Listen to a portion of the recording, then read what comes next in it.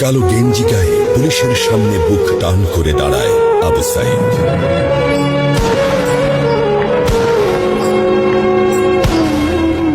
Police তাকে রক্ষা করার বদলে গুলি করে। ঠাস ঠুস কয়েকটা গুলির মধ্যে একটা গুলি লাগে তার কোমরে। খানিকটা ভাঁজ হয়ে যায় শরীর। সম্ভবত সে বুঝতে পারে না। ঘাড় ঘুরিয়ে কোমর দেখার চেষ্টা করে একবার, তারপর আবার আগের মতো আবার দুই হাত প্রসারিত করে সীনা টান করে দাঁড়ায়।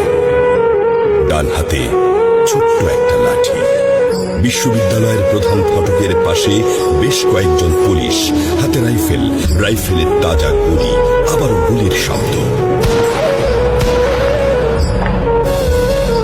পরে গুলিটা কোথায় লাগলো বোঝা গেল না।